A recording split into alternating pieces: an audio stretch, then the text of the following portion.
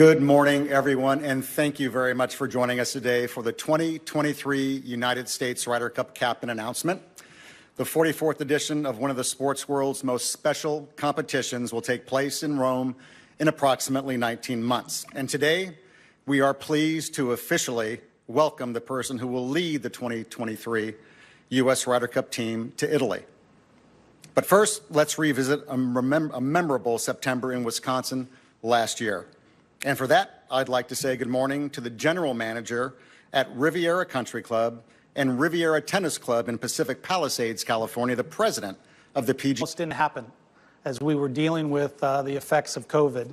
And to pull that off, the community in Kohler, Wisconsin, Whistling Straits, and the staff there led by PGA member and director of golf operations and the president of the Wisconsin PGA section, Mike O'Reilly, and his team to pull that all together. And just so proud of the PGA of America and our entire team, led by our Chief Championships Officer, Kerry Haig, in pulling the Ryder Cup off, not only an incredible success, but in light of everything that they had to deal with. I think what we saw this past September really shows that the Ryder Cup is truly one of the most exciting and captivating events in all of sports. Julius, to think that both Captain Stricker and Captain Harrington had to deal with not only a 2-year captaincy, but a 3-year captaincy and all the work that had to go with it. That's an impression that will stick with me for quite a while. And I think the impression that I'm left with is the historic 19-9 victory of the U.S. team, and not only their incredible play, but how that team really came together as a team and how much fun they had playing together. Hopefully that will stick with all of us for a long time. Thanks, Jim. Next up is Rome, Italy, which means it's time to meet our 2023 U.S. Ryder Cup captain. Yeah, thanks. And we're so excited about this. PGA members are so excited about this event. It's our largest undertaking that we have as an association. And PGA members have a long history of being involved, obviously, in the success of the Ryder Cup. PGA members playing in the event, PGA members hosting and operating the event, and then obviously being teachers and coaches for that event. And in that regard, we have 2 award-winning PGA members that are here with us today. A PGA member from Cedar Rapids, Iowa, who introduced the game to our captain and taught him throughout his college career, Larry Gladson. Larry, welcome. Thank you for being here. And then from Lake Mary, Florida, Mike Bender, PGA member who taught Zach throughout his 20-plus years of his PGA Tour career. Mike, thank you as well. In the history of the Ryder Cup, there's been 29 individuals that have been the U.S. captain. Today, it's a true pleasure and an honor to introduce our captain for 2023. He's an individual that's won 12 tournaments worldwide, including 2 majors. He's played on 5 Ryder Cup teams. He's had an individual winning record in those Ryder Cups. He's been vice captain the last 2 Ryder Cups. He's an individual that we're very proud of. So without further ado, we'd like to introduce the man that's going to lead the U.S. contingent in 2023 in Rome. On behalf of my fellow Ryder Cup committee members, Steve Stricker, Justin Thomas, Jordan Spieth, PGA of America National Vice President John Lindert, and our CEO Seth Waugh, and the entire PGA of America. It's my pleasure to introduce an individual that's been a proven great leader. He's been an incredible communicator and one of the fiercest competitors that we've seen throughout his career. It's an individual that is highly respected both on and off the golf course. It's my honor to introduce our 2023 U.S. Ryder Cup captain, Zach Johnson.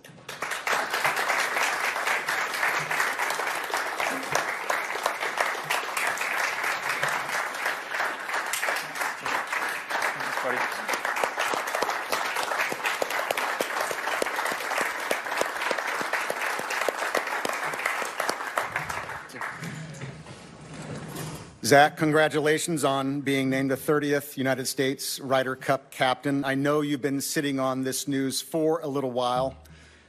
Can you exhale now?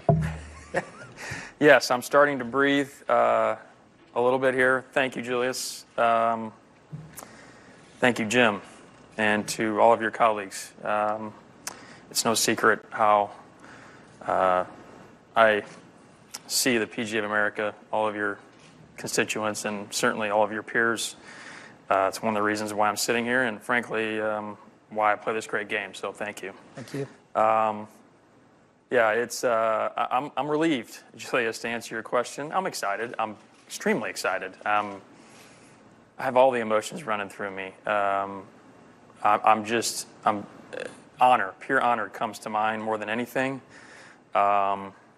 Just knowing that I can lead this great team in Italy and represent my country again is flattering. So to share this week, this process with my wife Kim is ultra special. We look forward to the Ryder Cup every 2 years, ideally every 2 years.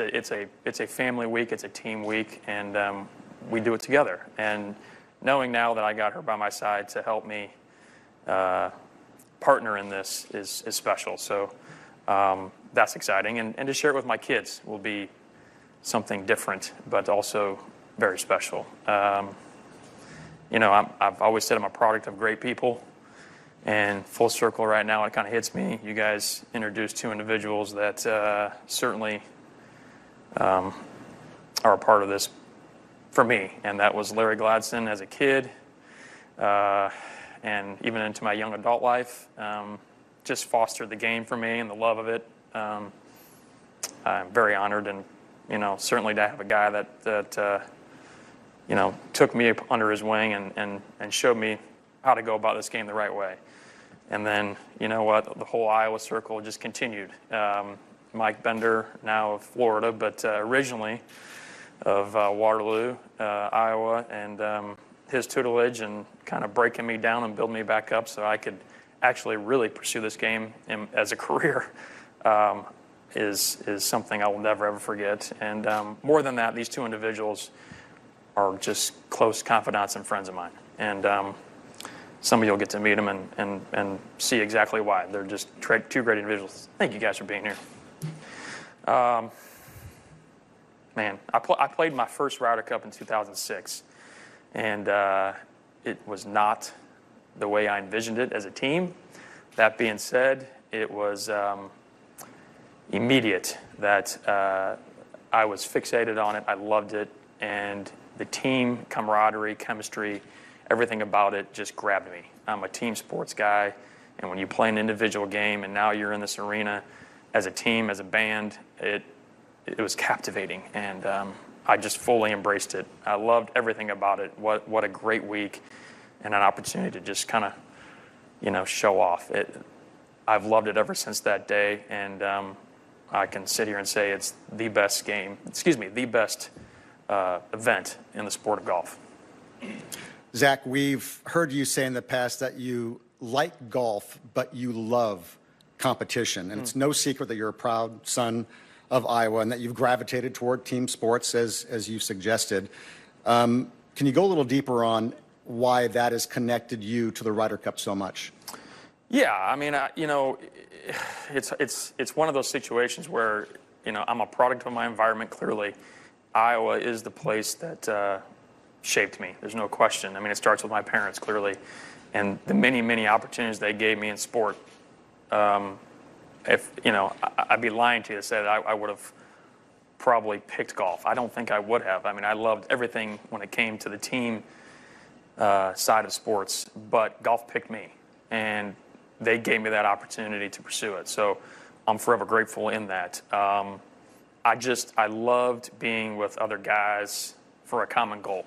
And, when I think about it now, all of those team sports probably helped me as an individual. I mean, I know I play an individual sport, but I have a massive team alongside of me that deserve a ton of credit, certainly starting with my wife, Kim, and then obviously my family and friends and coaches, and the list is long and plentiful. But, it did. It started back in Iowa. That's where my love was for this game began, and I think I'm still pursuing it, still trying to get better. Oddly enough, I still feel like my best golf's ahead of me.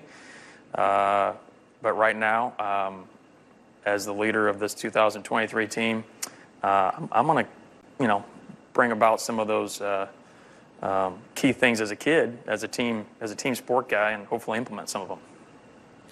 So you mentioned 2006, which was your first Ryder Cup. Something happened at that Ryder Cup which told you were never going to look at this event again. If you could share that story with everyone. Sure. I mean, I think all of my peers can probably identify a few situations in their game or in a tournament here or there where they're like, you know what, that one shot, that one instance, helped mold me or maybe gave me the confidence or whatever it may be. And for me, it's very obvious. Captain Tom Lehman was leading us that year, and again, I'm a rookie. I mean, technically, this is my third year on the PGA Tour. Kind of deer in headlights, so to speak. And so my first match out there, I was paired with Chad Campbell, who is a good friend, and we went at it together. We played, I believe it was Padre and Paul McGinley, and we were down in the match, and we're on the 16th hole, which is a par 5, and we're playing alternate shots. So what's that? Not 4-ball, but Foursomes. Foursomes. Thank you, Jim. And he had a great tee shot. Vice captain. Yeah, well, hey, it's open. Chad hit a great tee shot, put us in position on the par 5. They laid up, and it was a shot now where I'm debating on laying up, giving Chad a wedge, or do I push it and be aggressive and hit a shot I can't hit, but considering what was laying ahead and the wind and the water and all those sorts of elements, it was not exactly something I was very comfortable with. Captain Lehman pulls up, kind of asked me where we were in the match. We were 2 down with 3 to go. What's the discussion then? That's really what it got down to. And he just gave me a nice piece of advice. He's like, you're here for a reason, just hit it. And executed it better than I can ever imagine. And, that's the shot that I kind of go back to that I think really helped, give me confidence, certainly in the most trying of situations, but also one that just that kind of molded me and said, you know what, hey, you belong. And I think that's the beauty of the Ryder Cup, is you're going to we see so many just unbelievable golf shots just amongst 24 individuals. So that was one of them, and then we actually went on and have the match as a result. So I was hooked, hook, line, and sinker, But having a great leader like that, Captain Lehman, come up to me and say, you can do it, is basically what he alluded to, was powerful. Let's dive a little deeper into your captaincy now. The 2023 U.S. Ryder Cup team point system will look very similar to what we've seen in the past, right? That's correct, yes. Very similar. The 2022 schedule, only the major championships, WGCs, and the Players' Championship will have points. And then once we get to January of 2023, then certainly all the regular PGA Tour events will be incorporated into the point system, and we'll end with the second playoff event sometime in August of 23. I think it's August 20th, I believe. And from there, we'll have our top 6. You've also had conversations with the PGA Ryder Cup committee about the number of captain picks that you will have. Yes, we're going to kind of keep it the way it has been, well, the way it was in 2020. We liked the system. The PGA Ryder Cup committee really liked the system of 6 earned berths and then obviously 6 picks. So that's where we're going to stay. We don't feel like we need to change it. And I say that. It was the Ryder Cup committee of 3 of my peers and Jim and his peers. So that equation worked, and I don't see any reason to change it. And you will select your 6 captains' picks following the 2003 Tour Championship. You've already locked in one of your vice captains? Yeah, this may come to some surprise most out there. Steve Stricker has accepted his vice captainship role in Italy, and I'm pumped and honored to have him along my side. A guy that's led us, Team USA, and to a pretty resounding victory in 2020. But it's not just the scoreboard; it's more so how he did it, and frankly, just the class with which he took this position and led. I I admire, and so to have him as a sounding board and an individual I know I can trust, and a great friend, a close friend. I'm excited that he wanted to join in. Yeah, I mean, it's the way he approached it in 2020 was pretty simple. I mean, that was kind of the word, right? Just kind of keep it simple. But he gave those 12 individuals a voice. He gave them freedom and to kind of go about their week as if it was a normal tournament, even though we know it's not. But I think there was the simplicity in that was also quite beautiful. Final question, Zach, before we go to Q&A. Here's a good stat for you. You were 17 years old the last time the United States won in Europe. How do you feel about an away captaincy? You know, that's a great question. I will say this. I love playing in the United States. I love being around our fans. It's unbelievable. The way I'm kind of wired is I love when individuals, teams, entities go into a situation that's very trying, a situation where they're probably not supposed to, but do. And, you know, I'm not suggesting I had dreams of being in this position, because if anything, this exceeded my dreams. But when I had peers of mine say, it's my turn, I should do it, their confidence was high. For me to go lead a team across the pond in Europe, in Italy, I accepted it with open arms. That was humbling. The names are plentiful. Certainly the three individuals, Steve, JT, and Jordan, but many talks with Tiger, Jim Furyk, Davis Love, past captains. These guys said it's your turn to go, and I'm welcoming it. I love going over there and competing.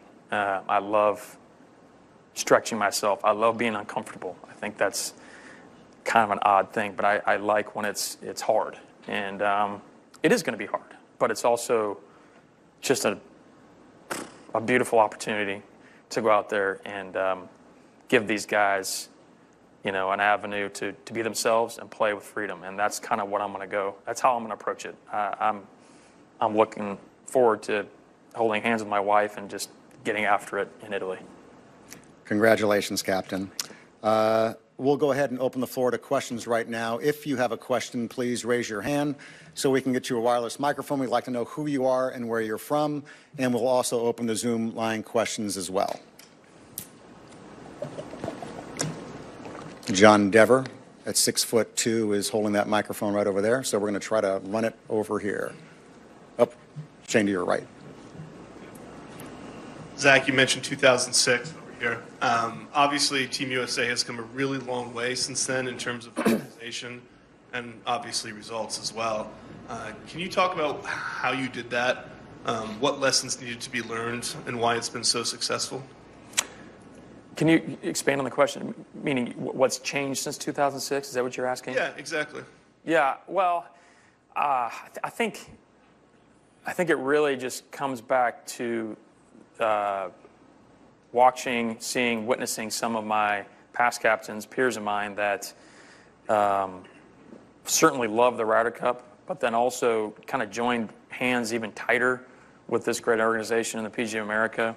They really have kind of given us some freedoms as of late that has really helped, I think, kind of mold our system in place. We've got a system. Or systems, I should say, almost like a template. And I'm not suggesting that's going to be the reason for a win or a loss. But what I'm saying is that there's continuity, there's expectations laid out, and the consistency there, I think, is what's attractive. And I think that's that whole systematic approach has really led to giving the guys on the team, because I was at one point playing on these, the freedom to just go be themselves and play and have a voice and more or less before the week, even at the beginning of the week, say, you know what, I kind of know what's in store. You know, there's always wrinkles. It is a fluid situation, but we've just got a great plan, And I love how my past captains, both the ones I served as a vice captain and the ones I played for, helped get us to this point. Shane, that it? Good. Thank you very much. Doug. Zach had two things for you. Where's Doug? I hear your voice. Yes. Hi, Doug. Don't worry about the rest. What do you consider the single best trait you have that you bring as a captain? My wife would say my dimples. I'm going to say, I think I kind of alluded to it, Doug, in the sense that, going over there is not easy. I get that, and I frankly wouldn't have it any other way. So I think just my mentality of knowing that I'm going to embrace what that difficulty is all about. I'm going to allow these guys to, come to me whenever they need anything, but beforehand they know that they're going to be able to approach the week as if it's any other week. So I'm going to provide them basically an avenue to just be themselves.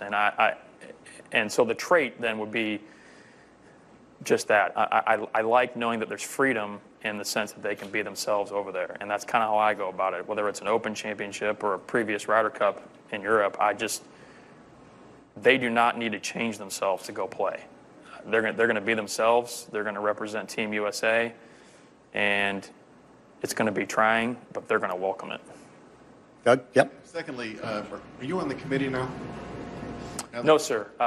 No, I was prior, but currently it's Steve, Stricker, George. Yes, sir. Going back to the 6 earn and 6 picks, different last year with the postponement and everything else Sure. to redo it. But do you think it worked? Why do you think it worked without saying 19-9? In other words, was that just a result reason why you're going to stick with it, or was there something about it Sure. you think works? Well, I think it's pretty simple. Steve pursued the 6 and 6 because of the climate back then, right? The COVID and uncertainties and things of that nature.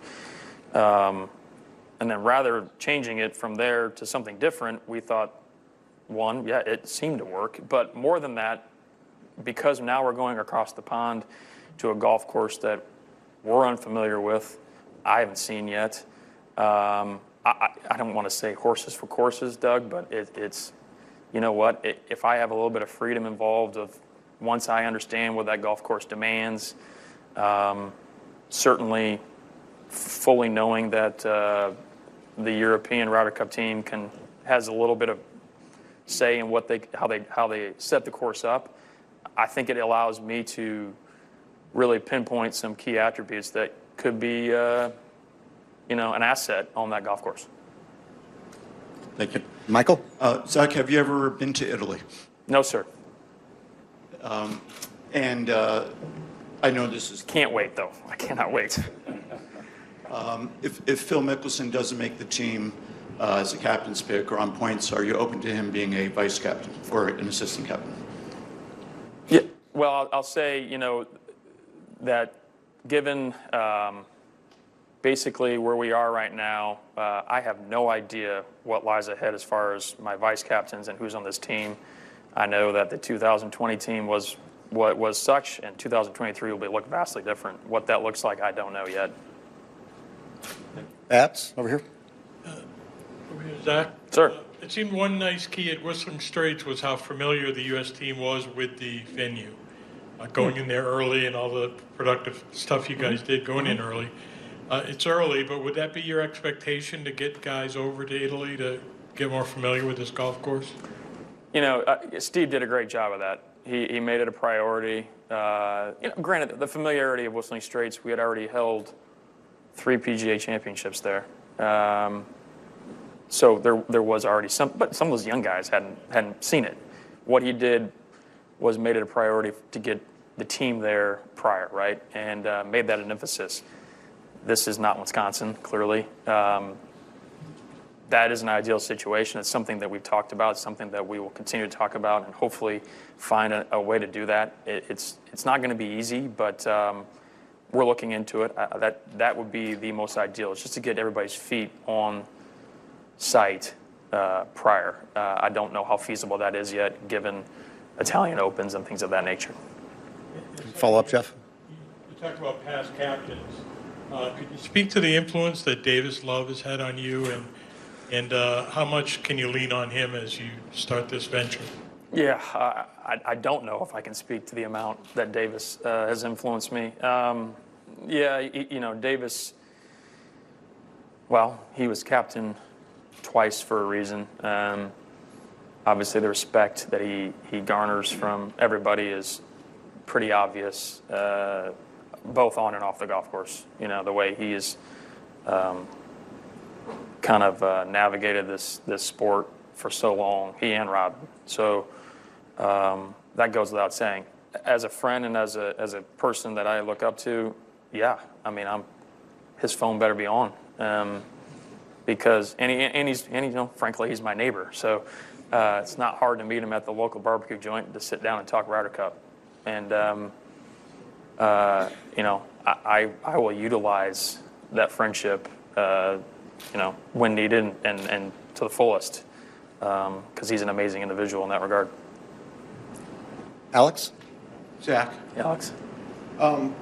there's about 3 weeks to a month between when you have to make your selections and the Ryder Cup. How much leeway does that give you versus like someone like Furyk, who didn't have much time, had a struggle getting guys over to France ahead of time? How much does that month give you to be able to do things that maybe other guys couldn't? Yeah, I think you bring up a good point. I mean, that helps the situation. What's difficult there is the individuals that will be on this team will probably be competing a lot and at a high level for a number of weeks in a row, and they're probably going to want some downtime. But there's still opportunity there. What that looks like, I don't know yet, but that's certainly something I'm going to discuss with some of the guys that have played and have a good high potential of making the team, and then obviously Steve. I like the way the schedule lays out in that regard, and I like the fact that the weather should be pretty good that time of year there too. So, Follow up, Alex? Yeah, just kind of follow up on Michael's question. Mm-hmm. Obviously, we're in a different environment now with all the things going on outside of the PGA Tour. Have you been directed, or do you feel like there's going to be any constraints on what you can do from an assistant captain standpoint, or even from a selection standpoint in regards to your team? Given where we are right now and what I know is that, one, I am a product of the PGA Tour and I support it fully, and two, nothing has changed in the way I've seen it as of right now. We're going to zoom out, ladies and gentlemen, real quick. I believe Steve DiMiglio, USA Today, is on the line. Zach, have you given any thought on how this will change your playing schedule, and will this have any impact on how you will go about playing a PGA Tour event as far as practice rounds? That's a good question, Steve. I've thought about it a little bit. I will say this: I've witnessed it, and seeing Davis, Jim, Steve, and how they've done it week to week. And I don't know everything they've done, but I noticed and actually partaked in playing some practice rounds with either guys that are high in the points list or some young ones they may not know yet that have the potential to make the team. I mean, I'm going to try to utilize the time that I have Monday through Wednesday to do that. I think that's imperative. I mean, why wouldn't you? So, and I don't know, if I have any influence on pairings and that sort of thing, but the PGA Tour has been very receptive to helping out Ryder Cup captains in the past, and obviously I feel like I've got a great relationship with those individuals, so maybe I can even look down that road. But I don't. As far as my scheduling goes, I will say that I haven't really gotten into that. I think 2022 is, it's pretty normal for me. I would say also the beauty of, or maybe just the fortunate side of leading this team is that I'm still pretty relative on the PGA Tour. I mean, I'm still playing a moderately full schedule, and the guys know me. I mean, I'm not suggesting they don't know others, but I hope I'm considered a peer of theirs. maybe a father peer of theirs, but I play with all of them. I mean, it doesn't matter, the young ones to the guys that are my age, and I think that's going to bode well as far as me just witnessing and seeing and communicating and answering questions, because I had a lot of them at that when I was a young guy on tour. So I'm going to certainly utilize that. Thank you, Steve. We've got a question in the back from Doug. Zach, the idea of giving points, pre-Ryder Cup here, the majors players and WGCs came out of that task force, but we're at a stage now where we only have one WGC. Was any thought given, or would you consider instead giving points to the 3 playoff events, which are probably stronger than the WGCs? Yeah, I think that was talked about briefly. I see where you're going. I think you have 5 tournaments that are probably in the highest of regards, right? And the reason we've maintained those are because typically those are the events that seem to kind of replicate, I would say, the difficulty and the gravity of a Ryder Cup to some degree. I think there's more parallels there than even a playoff event, on the PGA Tour. Those are big tournaments. I hear where you're going, and it may be something down the road that we can look at as a team, but right now this was a pretty unanimous decision amongst the committee that we just keep it the way it is, expectations-wise, and the 4 majors and the players in particular are just massive. Michael? Zach, there's a wall here that you can't see. It shows all your predecessors. And I don't know if I have this exactly right, but here's a list of guys who've won Masters, Open Championships, and have been Ryder Cup captains. Arnold, Big Jack, Sam Snead, and Tom Watson. Can you just reflect for a minute what it means to you to be part of that group, and where this game of golf has taken you in your life? Yeah. How do you articulate that? Yeah, I mean, you just mentioned some names there that are synonymous just with the game of golf, right? I mean, that when you think about the true legends, you just rambled some off. So it hasn't hit me. Truth be told, it hasn't hit me yet. But I am deeply honored. I mean, that's. I am beyond excited. I'm deeply honored, and if anything, it just gives me, it heightens and expands on my appreciation for certainly the PGA of America and how they go about their work, but also the platform that was given to me within the PGA Tour to pursue a game as a living. I still don't know if I've ever worked a day in my life, and just pure awe and honor comes to mind. Thanks for the names, though. That kind of hit pretty hard right there.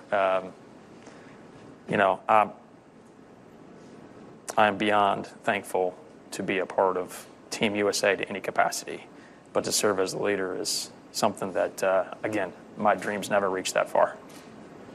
Zach, over here. All the players we talked to this week at the Honda all said how much they respect and like you.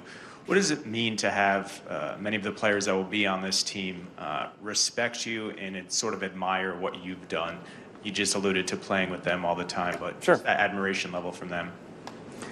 Yeah, they gave you the PC answer, right? No, I mean, I don't play for necessarily respect and things of that nature, but if anything, it probably just hits me in the sense that,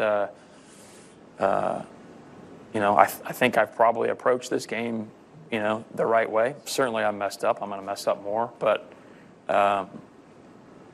it's a beautiful thing that was given to me. It's a gift. I mean, that's the beauty of it, right? And full circle, it goes back to how I was raised. It goes back to the values that I think were instilled in me. Excuse me. And just pretty much looking at it as golf doesn't define me as an individual, but it is something that I was given some sort of God-given ability to play, and so I've kind of run with it. It's crazy. It's a crazy game. It's hard, and I love that. Again, it makes me uncomfortable almost daily. But to have those guys say that, they get it. I mean, they're in it with me, and they know how difficult it is, and that's flattering. That's nice. But I just think, again, I'm a product of great people. That's really what it boils down to. Is I go back to the individuals that helped me from day one, and now I'm sitting here. Shane? Zach, Yes, sir. I'm wondering if you could speak to the role that Scouts Consulting played for you in Whistling Straits and maybe the Ryder Cups that came before, and whether that relationship you plan to continue it in Italy. Absolutely, yeah. Scouts has been a nice data crunching and number crunching and situation scenarios.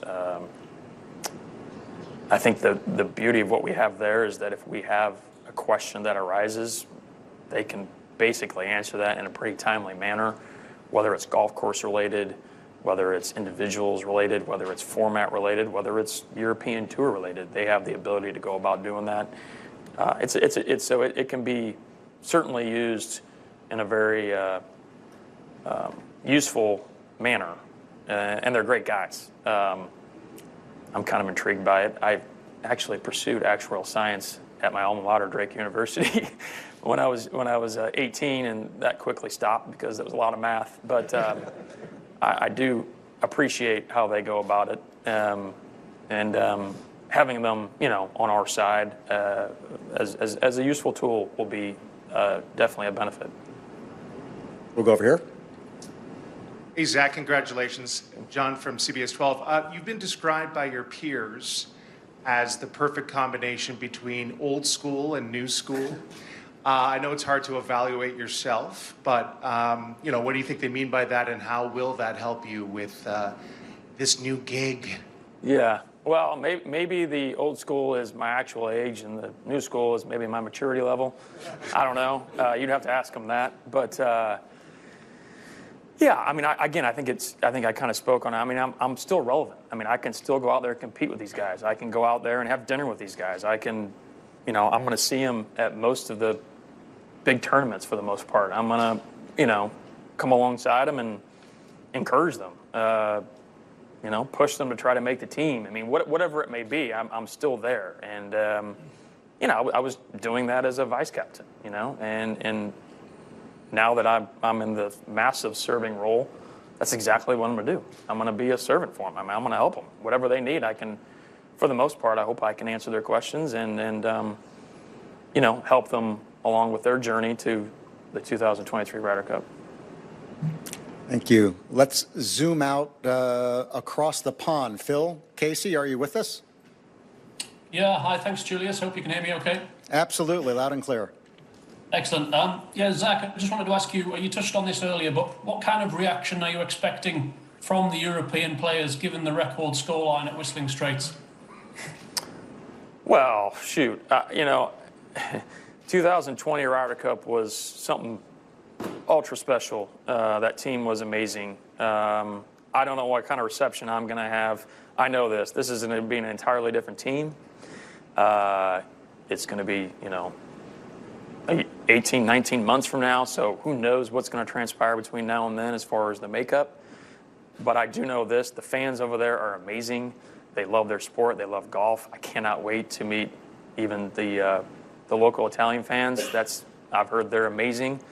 And I know whatever team that they put forth is going to be very stout. So it's going to be difficult, and I love everything about that. Thank you. Thank you, Phil. Doug?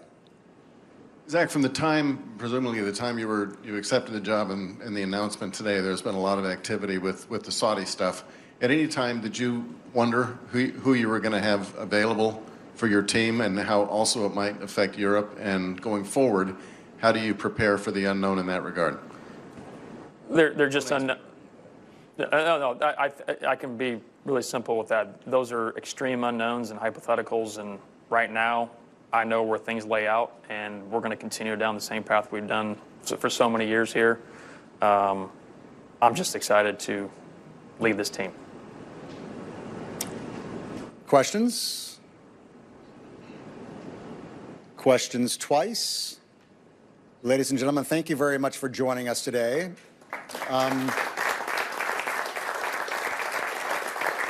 Because we have some live interviews that have to take place right afterwards, Zach's going to go down and hug a few people that he sees in the audience. Then we're going to step back up on the podium where he's going to knock out a few minutes of with a media scrum, and then he's going to wind up doing these one-on-one interviews. So in that next 7 minutes, enjoy yourself. Thank you very much.